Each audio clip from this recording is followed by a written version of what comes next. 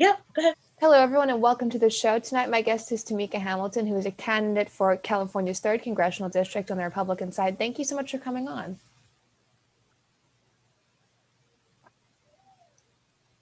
Yes, thank you for having me again. I really appreciate it. So I wanted to have you on, and as people know on my show, I only have candidates on in political races who have a chance to win. So last time you were running, you had about a 7% gap, which is definitely in the area where you can win. So this is a seat that is winnable for Republicans. So starting off, this is your second time running for this seat. Why did you choose to run again after the previous election cycle? So this seat has not been a target seat in over a decade. And that's something that you and I discussed before. And running again, it's not only because it's a winnable seat, but it's because of the people. And this district has not had a Republican run again twice against the incumbent, which I feel like is a disservice to all the efforts that were put in to help me get to this place from in the very beginning. And now we essentially closed a large margin of the gap and now a target seat for 2022. Yes, and in 2016, I believe it was like 19% for Democrats, and then in 2020, it was in 2016 it was 19, and then 2018 is 17, and you got to 7%. Why do you think you closed that gap in a way that other Republican candidates hadn't been able to do? Because there were two different ones, so there was definitely a bunch of different players in the game. Yeah. Right, and also I would add that now we're at 5%. Now we're a D+5 seat. And that's due to the fact that we had the Republican vote. We knew we had the Republican vote. So we focused on independents and Democrats after the primary. And then also, it also takes, I hate to say it like this, but it also takes the right person, because we had in the primary, for example, we had a gentleman that had 500,000, over, almost 200,000 followers and all this money. And we received close to 2 times the vote that he did because of the efforts that we made going across this entire district, which is one of the biggest districts in California. It has technically 7.5, and I say a half because we just have West Sacramento as one of the counties. Right. And West Sacramento is just a sliver of Sacramento. But we did not leave any stone unturned. And I went to every meeting you could possibly think of. I put 100,000 miles in my car. And then on top of that, we fit the demographic of the district. I'm in the military. I've been in the Air Force for 18 years, heavy law enforcement support, which my husband's a cop. And, and then this district is, full of a large base of evangelicals. We have the largest Sikh population in the nation in Yuba County. It's just so many different things that helped establish how we were the right fit for the district. And then we just capitalized on that momentum in the general election and went after the Democrats, who essentially, because of the small percentage in the gap, they're Democrats mainly due to social justice, social issues that they feel that aren't being addressed in the Republican Party, and independents that left the Republican Party long ago. Right. So, and we're speaking to them from a place of, from the same vein of wanting to have the same things. We don't have to agree 100,000% on everything, but realizing that the direction of California and the nation is not a direction that they want to raise their children in. And, pulling from their history, because it's a heavy ag community and their parents, heavy ag, like 80% agriculture. And then their family was mostly conservative, but again, they switched sides because of the social issues. So that's where a lot of it comes from. And for you, I know that the issues you're focusing on Veterans Affairs, healthcare, clean water. A lot of these issues were things you were talking about last time. California is a state that has so many issues and so many problems that need to be addressed. In your district, did you see statewide issues like lockdowns come up into conversation, or was it more those local issues that have to do with the local economy?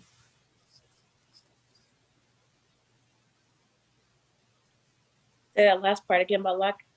Oh, did you see a lot of statewide issues like lockdowns come into the conversation with voters, or was it more local economic issues?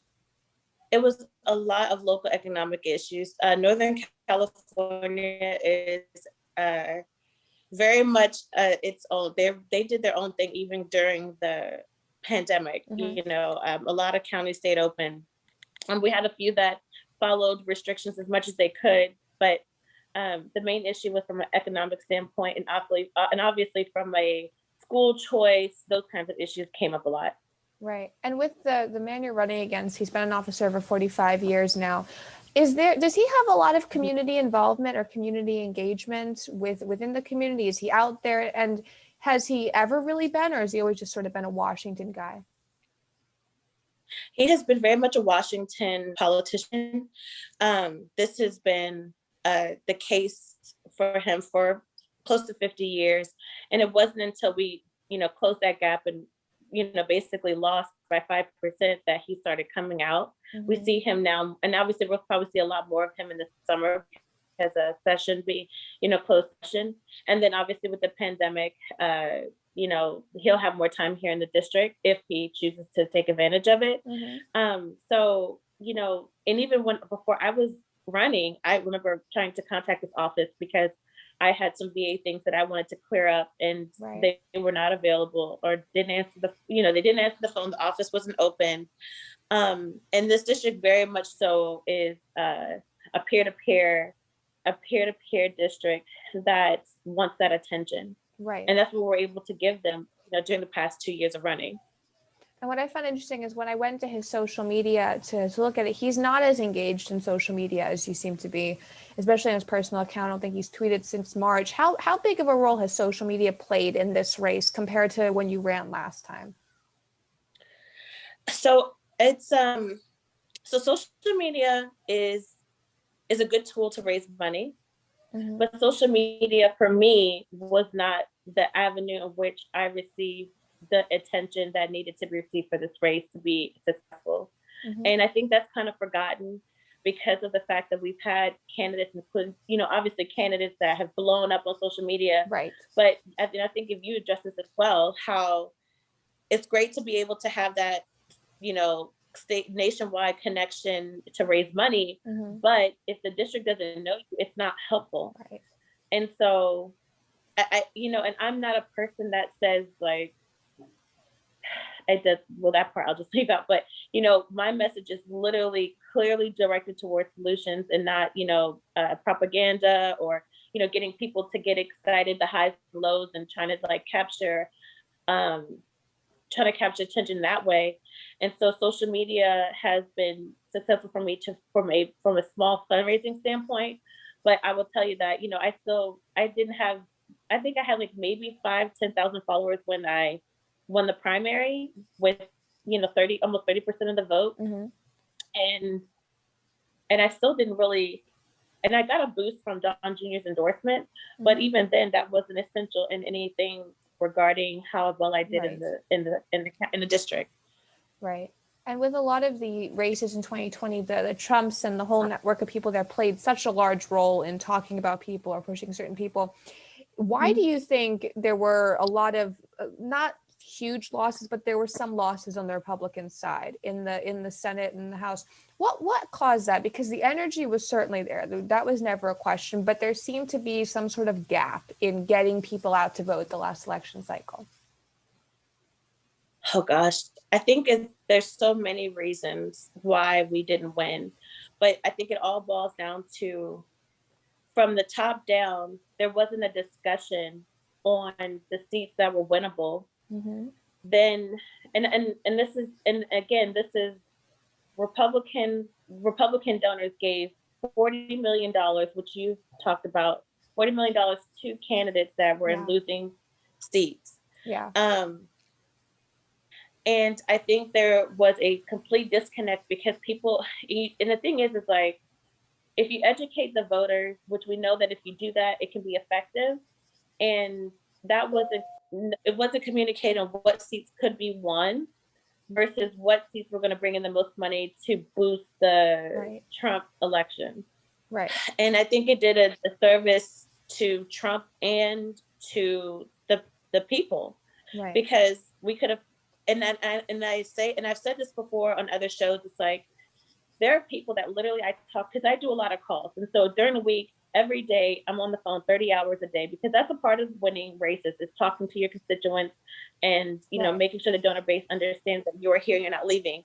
And so just to more add to your question, add to answer your question, is that you have to talk to them about voting and actually going out to vote, because I talked to so many people last cycle and they did not go out to vote because they thought Right. that the Republicans had it in the bag, Wow. and would not. They said, "Oh, we don't have to," or or they heard conversations, or they heard, saying, "Don't go out to vote because your vote's not going to be counted." In Sonoma in 2016, as an example, the 8,000 Republicans stayed home because they said that Trump had it in the bag. Yeah. 8,000 people, you Yeah. know, that's a lot of people. And so, which could have not only helped the president, but the down ticket. And Right. so I think that a lot of misinformation was, and then people want to argue the fact that, oh, we didn't really waste $40 million because we can support. We need the Republicans need to get out there and help those underserved communities. But honestly, that's a state party job, Right. and $40 million is gone essentially, Right. and it's not going to come back. It costs hundreds. It costs it. You could put $100 million into big blue cities in 2020, and they still would have lost, because you can't change an ideology in one election cycle, two election cycles. Hell, maybe it take a decade, and we saw that with Stacey Abrams in her program. Yes. Yes, we But did. nobody wants to tell that truth, because then it begs. And so it takes about a decade. So I don't want to be long winded, but we lost the narrative because we're fighting wars that we will never be able to win, like the culture war, Yeah. and a lot of misinformation on going to vote. If your vote's going to be counted, is it going to be worth it? And then so obviously we're going to see uptick in mail-in ballots, Right. because people had the people were afforded the accessibility to do it that way. Like, Right. if you don't have to go stand in line. Right. But anyway, that's like a whole nother can of worms. And I think that's a good point, and that's why we don't have candidates on this show that are not within an actual winnable margin, because Nancy Pelosi's district, you may really want her out of office, but it's like plus 70 for Democrats. So Right. if you're donating to that and you're not donating to your district or to other districts, we had Joe Kent on, he's in a winnable district. It doesn't really make sense. And one thing I wanted to ask is, because you are within such a close margin now, if you're elected to Congress, we see particularly Democrat women who are elected to Congress, they become these icons with using their platform outside of just politics, but to talk about important issues.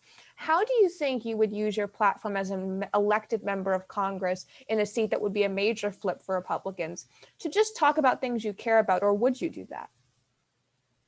I would say that. So here's where I sit on a lot of things. It's like, I just want to do the work and go home. Mm-hmm. But I also know that I'm going to be in a position to be able to help people outside of that, transcend politics. Like, Right. I was raised by my grandparents. We have an elderly community that is underserved in this nation. And I want to talk about how, we have the highest homeless population here in California Right. and in the nation, mind you. And then the mental health issues that, I've had a father figure, excuse me, that had the world, but he took his own life. So I want to talk about mental health, because right now, uh, I really feel that the social part that the Republicans miss is that we've been so individual, so focused on like being an individual, Mm-hmm. that we're forgetting that people do need help. And we'll say, like, the same platitudes, like hands up, not a hand out. And that doesn't really translate No. to people. Like, that doesn't translate to anybody. Right. When we're talking about the fact that that's not it. So anyway, my thing is like focusing more, and not to say that uh we're going to want to carry everybody, but we're not talking about things that literally can help not only us as a base, but help American people in the sense, and also, like abortion. I'm a mother, soon to be a 5. And if it wasn't for my grandparents taking me home from the hospital, I could have been in a situation where, foster care, probably having an abortion myself, um, and you have this messaging of, oh, we want to make sure that you have your baby, kill off Planned Parenthood, but then we're not propping up other organizations Right. to Yes. take people to the finish line. Yeah. And that's wrong. It's literally wrong to tell people to keep their baby, knowing full well that the reason why they want to kill their child for the most part is because of an economic situation, not having the support on the back end, and then we just walk away. Yeah. And then I've heard critics say, "Oh well, Tamika, this we have private orgs," and I'm like, yes, I know, I support them locally, but they're supported by donor base. Right. They're not supported by the government. Why is it after all these years Republicans continue to talk about Planned Parenthood, but they have not propped up another organization that can compete with Planned Parenthood? Right. Yes. So that kind of that's an example that a strong example for me, because it's like we can't say we want to be pro life and not take people to the finish line. It's just, it doesn't. And then it's like, oh, they'll be on welfare, and I'm like, it just, Yeah. it's one of those conversations like, when are we going to see that people need more than just a talking point? Yeah, and I've heard that pushback. We had on Emily Boring, I think, who's the president of Let Them Live, and she participates in trying to provide like on the ground financial support for mothers. And she talked about that pushback she receives from people saying, "Well, why should we be financially helping this woman?" So there definitely is a lot of that. I think that's an important point, because social issues are not just the social issues Republicans still talk about. And we've seen a lot of social issue commentary this election cycle. Candidates everywhere are running on it. I wanted to know, in terms of messaging, what have you found to be the things or the topics that have really ignited the people in your district to pay attention to what's going on, or to tell you that they're going to vote for you? It's so funny because I actually had a conversation about this morning. I give them a message of hope, because this is America. We, yes, and can continuing to go on in spite of being disappointed last year. Mm-hmm. We are still a country that has, outlasted so many things that, other nations thought would bring us down. And so I'm not going to look at last cycle as the end of it all for America. Right. Fear-based messaging does not encourage people to support anything but to just stay home and wait for the boogeyman to come. Right. And so we have to talk about the fact that, and here's the thing, it's like, we're not even taking advantage of the fact that Democrats are losing the narrative, Yes, they and are. they're losing the narrative big Yeah. time, and we're not taking advantage of it at all. From the Black Lives Matter, one of the co-founders, she's stepped down to Saw that. the mayor of Chicago. She's getting blasted for her obviously racist rhetoric towards reporters. Like, they're not able to control the narrative anymore. They're losing it. And instead of us trying to chase culture, we need to chase the truth, and then talk about how we're going to be better, or promoting. And it's like, I understand that it's and we're literally trying to fight the MSN, who wants to keep us in the past. And so every time Kevin McCarthy goes up to talk about the Republicans and what they're trying to do, they want to bring up January 6th. They want to bring up, the election fraud. They want to bring up Trump. And it's like, we need to be talking about winning and how we can win, and we have the ability to win. And it's like, and he's having to defend, and it's a hard position to be in. And for me, I just literally talk about the fact that your life has not been any better Right. since my opponent has been your congressman. Right. And they're not blind to that. And then on top of that, I don't insult anyone. I talk about the issues that matter most to them. And if they think a certain way, I had people that literally tell me they thought they were socialists prior to voting for me. Yeah. And they're like, we know something is not right. We just want to take a chance. So I talk about hope. I talk about winning. I talk about not giving up. And we can't say we're the party of 1776 and then say, oh, to hell with it, because we lost the battle. Yeah. That's just, yeah. And I think it also puts us in a dangerous position, because you see voters get depressed, and we hear about voter disenfranchisement, but voter depression is another thing. And that's something Republicans are very prone to. We see that over and over again. So in terms of, because this is your second time around, I know a lot of candidates are running multiple times to get nominations or to represent the district. What have you learned in terms of tactics with engaging with the community? Obviously, we're moving away from COVID a little bit now. Have there been in-person events? Have you been able to be out there meeting people, or are things still really virtual? So I actually had my first event back in April. So, one of the things that this campaign has been successful at is just peer-to-peer. Peer-to-peer communication is so vital. It takes peer-to-peer calls, walking to win races. I think social media, when I did the last study, I have to find it and send it to you, but I think it's like very like less than 10% on how social media is effective in getting people to actually vote, because you're not connecting with your district, you're connecting with somebody in Nebraska and out here in California. So we did events last year, and I don't know if you remember where even Good Morning America picked my race as one of the high profile races a profile race. And they did not, and this is what people will call the liberal left, as far as the network.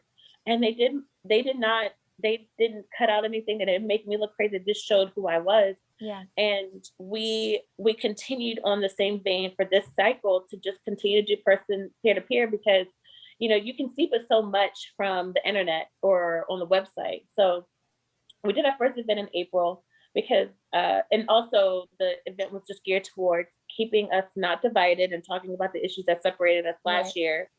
And it was really successful. And I had two Republicans and my pastor who moderated the event. And people were just like, we need this. We need to keep it going, because we shouldn't be talking about the hard topics only when a tragedy comes. Yeah. And so then Dinesh D'Souza is coming here in July. He came here last year to help me.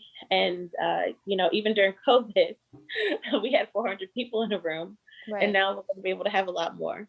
Yeah. And I think that that's an important point, because a lot of Republicans, I think, got enamored with the way Trump campaigned, the huge rallies and everything. And when you're Donald Trump and running for president or our president, that makes sense. But when you're in a Senate seat or a congressional seat or a local representative, you have to have that sort of in-person feeling again. And obviously COVID got in the way of that, but it didn't get in the way of it last election cycle as much. People could still have done that. So I think it's important to get back to the basics of that. Just sort of in closing, there might be a lot of people wondering if they themselves should run for political office, or whether or not they should support someone running for political office. What do you think makes somebody qualified to run for political office and to really be able to win? Oh gosh. You have to have, this has to be about people. It can't be about anything but people. You have to have your own life, you have to have your own life first, is what I would say, because a lot of people can easily get caught up in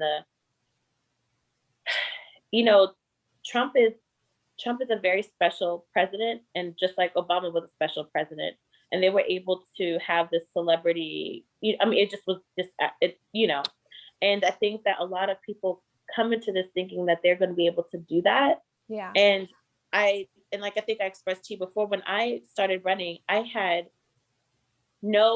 just wanted to help people, just like I've been doing in the military, just like how I was raised. And it has to always be about that. If it doesn't work out, you have another life. Right. And you have your own family, you have your own, you have your other interests. And it truly has to be about sacrifice. I know a gentleman that's running in California, I think the 26th district, and his name is Matt Jacobs. And, he was a federal prosecutor in New York City and prosecuting terrorists. And I bring him up because like he's making that sacrifice like I did. Right. And he's, not working for a year to run a race, a year and a half. And it's the same thing I did, and the same thing I'm doing. I haven't worked outside of the reserves in almost 3 years, because I really want to help people. And I know that this is possible. And also, we can't take math out of the equation. If you cannot run, I would not encourage anybody to run a race in vain. Right. Just like big blue cities, it's not helpful. If anything, get involved in the state party or your local central committee, right, and start building that apparatus to get out the vote. But it's hard for me to take someone seriously if they're running in the seat that is unwinnable, and you're pulling resources that could go to the state versus, you Right. know, you know. So I would say it always has to be about people. It can't, and you have to be an individual. You can't flip flop. Now, and that's also obviously an issue for some people because they think flip flopping means that, you're not being true. But what I mean is that you have to just be yourself, and then if you get more information, and you can explain why you change your mind on Right. things. Right. But you can't be a person that sways and moves because it's not popular. Right. So, I think and that's the also, point. yeah, I just, there's so many things I wish like I could just sit down and like talk about it more, but it always has to be about people. It can't be about anything else but people. And again, this is America. And like I told you before, it's just about instilling hope in people, because this is a nation that truly can bounce back from anything. Right. And give people give the people Yeah. that hope. And that sort of actually, I had a question I almost forgot to ask. Are you getting a Yeah. lot of support from the state GOP or from the national GOP? Is there that working together? I know that was lacking a little bit last time. So yes. So here's how it works. So remember last cycle, and this is where I've grown, and this is where I've changed my mind. So I had to show that I was here for the right reasons. I had to Mhm. show that there was a fight in me. This is a dog eat dog world. This is a survival of the fittest. There's so many people that jump into races, especially even in winnable seats, Right. that don't have it in them. I think I maybe slept 3-4 hours max each day, for the past 2 years. I'm getting a little bit more sleep now, but because I have a great team behind me. And there was, and I did say some things in terms of like, oh my gosh, you're not helping me. Oh my gosh, like this is not right. But there's so many candidates across America that are trying to do the same thing I'm doing, hopefully, Right. right? And this seat has not been targeted in a decade. So all of a sudden I'm here and they're supposed to just like fall out and help me. Right. No, I have to put in the work. And we did that. And so getting, close to 46% of the votes showed that this is a winnable seat. It's on track. The NRCC has put it on the target list. Mm-hmm. And now my goal is to show that we have the continued momentum. And so it's I'm having those meetings with NRCC every week.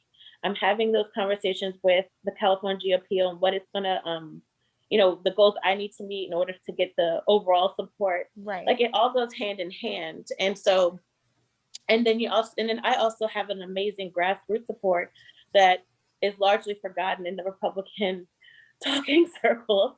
And so I work really hard to keep those together, because we need what people call the establishment, and we need the grassroots. We need both Yes, to be able definitely. to win a race. You do. You need them to come together. And when Republicans do that, they're very successful in it. Where when we're at war as much, because Democrats are always at war, but they keep it really low down. So we have to do the same Mhm. on some level to win races. Thank you so much for Yeah. coming on. Where can people follow you on social media to keep up with your race? So Instagram is Tamika for Congress, Tamika, and then on Twitter it's Tamika G Hamilton. And yeah, so I'm a little bit more on Instagram than I am on Twitter. Mhm. And then I also have a website, votetamika.org. Perfect. And we'll link all that below. Thank you so much for coming on. Of course, thank you so much. You have a great day, hon. You too.